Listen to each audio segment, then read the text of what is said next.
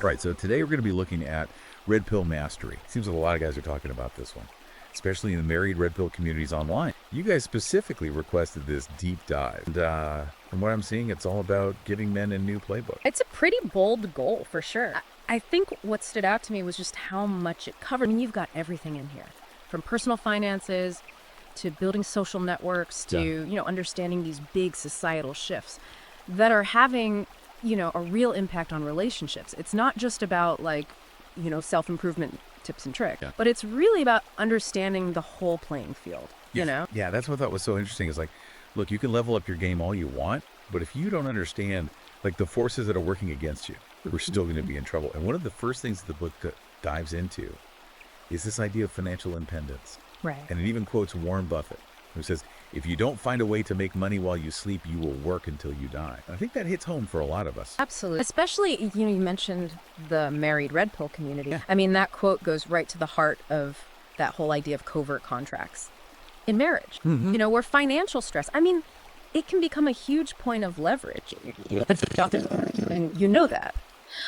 By achieving financial independence, you're not just securing your own future, but you're actually creating more equality and freedom within your relationship. I never really thought about it that way. Yeah. It's not just about the money itself. Right. It's about, like you said, the power dynamic. Exactly. Yeah. So how does the book suggest guys go about achieving this financial freedom? I think a lot of people, when they hear that, they think, oh, get rich quick scheme. Right. That sort of thing. Easy money. But this is really not about that at all. This book is about building a solid foundation, through practical strategy. Right. Things like, investing in the stock market, real estate, even starting your own business. It's about taking control, rather than being at the mercy of a job. Or even worse, feeling trapped in a relationship because of finance. Yeah. I could definitely see how that would resonate with a lot of men. Yeah. Who are feeling that pressure, especially guys who are, maybe starting to question some of those traditional roles within their marriage. It's almost like this book is saying, look, you can rewrite the rules if you want to, but you need to have that financial security to do so. That's a really good point. And, I think it connects really well to this whole red pill concept of being a high value man, you know? And this is something that a lot of people get wrong, I think. It's not just about looks or, status or whatever. It's really about having the resources and the mindset to actually go out and create the life that you want. Okay, so we've got the finances. That's like the foundation. Yeah. But then the book kind of jumps into this whole other area of social dynamics and communication. And it really talks about the importance of mastering small talk, building strong social networks, which, I don't know, it seems a little counterintuitive for guys who are already, feeling maybe a little disillusioned with mainstream society. Yeah, I think that's a fair point. But here's where it gets interesting. The book's argument is that even if you're questioning the system, even if you disagree with it, you still have to be able to function within it. Right. And mastering communications is really like learning the language of power. It doesn't matter whether you agree with the current power structure or not. It's about being able to connect with people, build rapport, influence outcomes. So, even if you don't like the game, you still got to learn how to play it. So it's not about conforming. Right. It's about using those skills strategically to get what you want. Yeah. And it actually ties into the red pill concept of game. Oh, which, I think this book kind of reframes it as a more holistic approach to social dynamic, understanding human psychology, both male and female, and using that knowledge to navigate social situations, with confidence and with success. Now, for someone who's coming at this specifically from that married red pill perspective, how does the book suggest they apply these skills within their existing relationship? Because it sounds like a lot of this is geared towards, dating and meeting new people. Yeah, no, that's a really good question. And I think, what the book emphasizes is that these skills are actually transferable to any relationship, even your marriage. So, by improving your communication, understanding those unspoken dynamics, learning how to create those win-win, you can actually strengthen your existing relationship, even if you are kind of renegotiating the terms of that covert contract. So it's not about throwing the whole relationship out. Right. It's about using these red pill strategies to maybe improve it. Exactly. Yeah, it's about becoming more aware of your own needs and desires, but also, understanding your partner's perspective at the same time. And, the book argues that through, open communication Okay. and strategic negotiation, you can actually create a much more fulfilling and equitable partnership, even, within the existing framework Yeah. of your marriage. Okay, so we've got this groundwork being laid Yeah. with, the financial independence and then the social mastery. Right. But then the book takes kind of a turn. Yeah. And it goes into this whole concept of cultural Marxism and SJW ideology. And this is something I'm sure resonates with a lot of guys in the Red Pill community, Yeah. who feel like the culture has really shifted dramatically. Oh, absolutely. And this is really where I think this book tries to connect those personal struggles to a larger historical narrative, like to really understand the challenges that men are facing today, particularly in marriage and relationships. You got to look at how Western institutions have been influenced by, certain intellectual movements. So it's like peeling back the layers of the onion a little bit Right. to see how we got here. So it's not just about individual, self-improvement. Right. It's about understanding the broader cultural context. Exactly. Yeah. And, the book dives into all sorts of, intellectual history, exploring things like, the Frankfurt School, critical theory, Right. and how those ideas have kind of permeated academia, media, even the legal system. It's about recognizing those patterns, those narratives that we see all around us, Right. and then understanding how they might be impacting your own life and even, your own marriage. Yeah. And I could see how that would be empowering for guys who feel like they're kind of swimming upstream. Absolutely. Oh. Yeah. You're not crazy. There are real forces at play here that are, shaping the world around us. Right. And by understanding those forces, you can start to develop strategy Right. for navigating them, for protecting yourself, protecting your family, and even for pushing back against them. Okay. So that sounds great. Yeah. Like a very powerful idea. But how does the book suggest, how do you actually do that? I mean, you can feel very overwhelming to go up against these, these massive cultural forces. Well, I think it starts with education. Okay. The book encourages men to read widely, to analyze information critically, and to really develop their own informed opinions. It's about becoming aware of the narratives that are being pushed and then being able to deconstruct them, see the agendas behind them, and counter them, with logic and reason. Reclaim that power. Exact. Yeah. Reclaiming that intellectual power, Right. not just accepting what you're being told, but thinking for yourself. Yeah. And it's about finding your voice, being able to articulate your own perspective and engage in those conversations, even when they're And uncomfortable. I think that's so crucial. Yeah. Especially for guys who are feeling, like you said, silenced or marginalized. Yeah. Yeah. Like you do have a right to your own beliefs. And I think even more importantly, you have a responsibility to express them. Absolutely. Yeah. It's about stepping into your power, both intellectually and socially. And that actually leads us to the next big theme in the book, Okay. which is masculinity itself. And, it really dives deep into this concept of masculinity, looking at it from both a biological and evolutionary perspective. It challenges that idea that all these traditional male traits are just, social construct, saying they're actually deeply rooted in our biology, millions of years of evolution. And I'm sure that ruffles some feathers, especially in today's climate.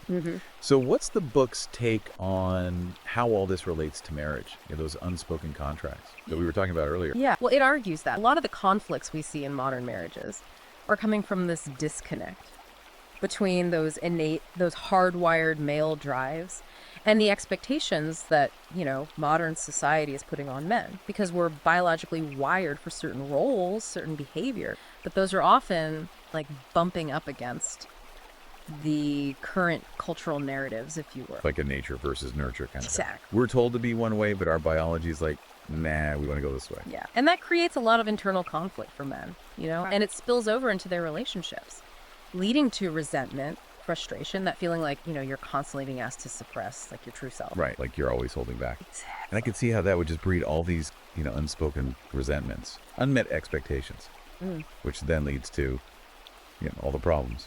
So does the book offer any solutions for bridging this gap? Well, it encourages men to embrace their masculinity, but not in that, toxic way that a lot of people think about when they hear that. It's about understanding those drives, those innate drives, Right. and finding healthy ways to express them, both within your marriage and, in your life in general. So it's not about just conforming to some, outdated stereotype of what it means to be a man. Right. But it's about understanding yourself better Yeah. and finding a way to kind of be authentically masculine, Right. in the modern world. Exactly. And that might mean renegotiating those contracts, those unspoken contracts in your marriage, setting clear boundaries, having open conversations about each other's needs and expectations. It's about finding that balance between the biological reality of being a man and the complexities of modern relationships. Right. And it's not all internal work, though, right? Right. The book also talks about taking action in the real world. Absolutely. And one of the things that it emphasizes is, physical fitness, almost framing it as a way of kind of reclaiming that primal masculine energy. It's funny you say that because it's not just about, looking good or being healthy. The book actually argues that physical strength and discipline, these are actually essential components of masculinity, not only for yourself, but also to be able to protect, the people that you love. It's interesting because for a lot of men in that red pill community, there's this sense that society has become almost increasingly feminized, and that men are being kind of encouraged to be more passive, more, emotionally sensitive. The book definitely tacks into that. It argues that while there's nothing wrong with emotional intelligence, it shouldn't come at the expense of those core masculine traits, like strength, assertiveness, decisiveness. These things have been essential for men, throughout human history for survival and success. So it's about finding that balance, like reclaiming those aspects of masculinity that maybe have been, downplayed a little bit, maybe even demonized in recent decades. It's almost like a call to action to step up and embrace that responsibility. It ties back to the covert contract idea too, Yeah. By becoming stronger, both physically and mentally, you're not just improving yourself, you're actually shifting that power dynamic, within your relationship. You're becoming more valuable as a partner. A man who can actually provide and protect, which, let's be honest, that's attractive to women on a primal level. Right. So we've got this understanding of masculinity, reclaiming these more traditional roles, becoming stronger, more self-reliant. Yeah. But the book doesn't stop there, does it? It also dives into this whole world of like personal growth, developing that mindset. The Redpill Master. Yeah. It's about taking all of that external stuff and integrating it with a powerful internal transformation. Cultivating those traits that are really essential for success in any area of life. Things like discipline, resilience, confidence, emotional intelligence, the ability to set goals and actually achieve them. So it's almost like a blueprint for becoming like the best version of yourself. Exactly. Yeah. But how does the book suggest guys go about that? I mean, it sounds like a pretty tall order, especially if you're already feeling, kind of stuck in a rut. Well, it's about taking ownership of your own growth. And it offers a lot of practical strategies. Things like, setting clear goals, developing daily routine, practicing mindfulness, seeking out mentors. It's about creating that structure, a system for self-improvement that allows you to consistently, level up. I like that. It's not just hoping for the best, like, making a plan. Right. And then taking those deliberate steps. Exactly. Yeah. And that ties back to, the whole red pill philosophy of taking control of your life, recognizing that you're not a victim of circumstance. You are the architect of your own destiny. It's empowering. Yeah. It's saying you have the power to change. You have the power to grow. You can create the life you want, but you got to be willing to put in the work. Exactly. And that work involves not just those external changes, but also that internal transformation, developing that mindset, the emotional resilience, that unwavering self-belief that are, really essential for Red Pill Masters. So we're building this foundation of self-reliance, this strong internal core. We've got that understanding of masculinity, the forces at play in society, but the book goes even deeper, right? It starts talking about purpose, like finding that deeper sense of meaning. It's about going beyond just the material success, the status, the relationship. It's about asking those bigger questions. What is my purpose? What legacy do I want to leave behind? What impact do I want to have on the world? Like those existential questions. Yeah. And, those can be intimidating for people, especially, in the married red pill community, where there's already that sense of questioning those traditional roles and expectations. But, the book argues that this is about reclaiming that sense of agency, of having a mission, being driven by something bigger than yourself. And that this is what really separates the men who simply survive from the men who actually thrive. It's not just about fixing your marriage or achieving financial success. It's about finding that thing that gives you, a reason to get out of bed in the morning. Exactly. And that purpose might be different for every man. For some guys, it might be about being a great father. Right. For others, it might be about building a business or making a difference in their community. Right. But the point is to find that thing that lights you up, that gives you that fire, and then pursue it with passion. It's inspiring.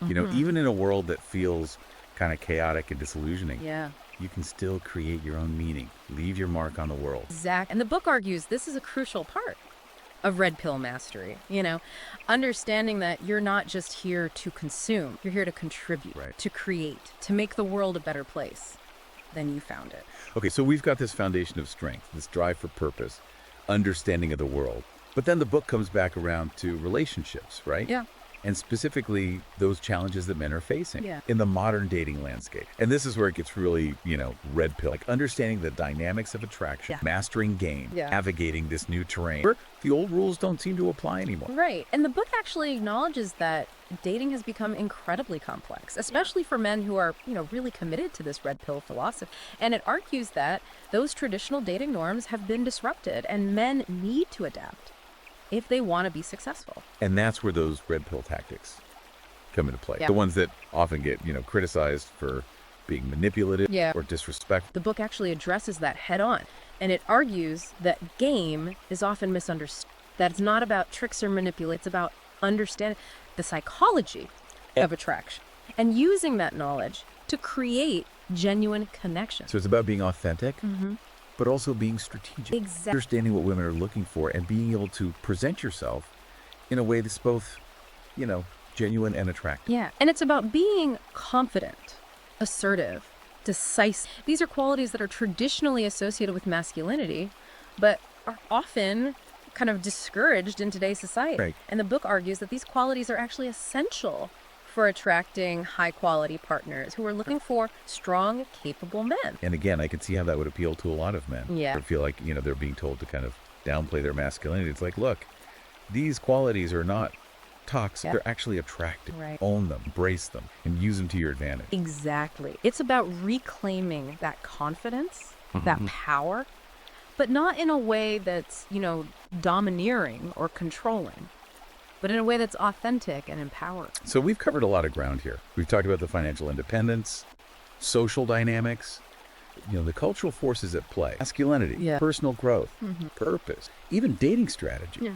But there's this one piece of the puzzle that we haven't talked about yet, and that's how to deal with failure. Oh, yeah. Because let's face it, no matter how much you prepare, Right. no matter how hard you work, you're going to hit roadblocks. You're going to fail. Right. Absolutely. So how does the book address that? The book is very realistic about this. Yeah. It acknowledges that failure is inevitable. It's part of the journey. And it's actually an opportunity for growth. Yeah, it's not about avoiding failure. It's about learning to embrace it, seeing it as a stepping stone to success. And the book, emphasizes resilience, that ability to bounce back from setbacks, learn from your mistakes, and just keep moving forward. And it argues that this is one of the most important qualities a red pill man can develop. So how do you build that resilience? Because it's one thing to say don't give up, Right. but when you're in it, Right. when you're feeling discouraged, Yeah. it's hard. Well, the book provides a framework for reframing failure, Yeah. for seeing it not as a personal defeat, but as a valuable lesson. So it's about,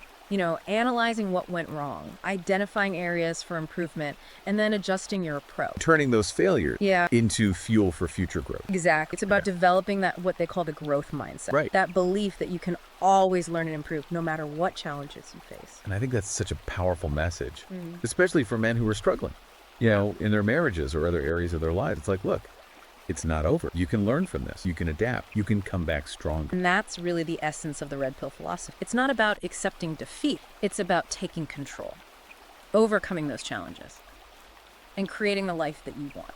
Okay, so we've explored all these different aspects of the red pill, the philosophy, the strategies, the mindset.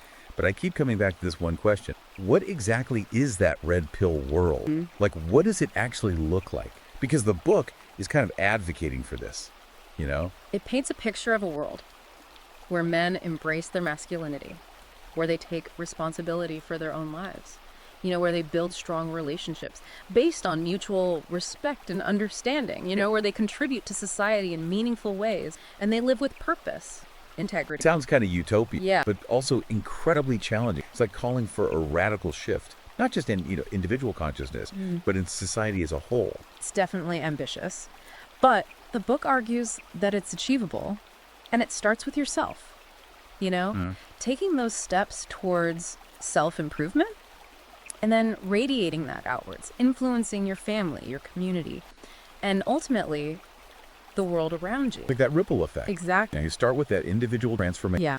and it creates this wave of change Yeah. that can impact the world. And the book argues this is the only way to create lasting change.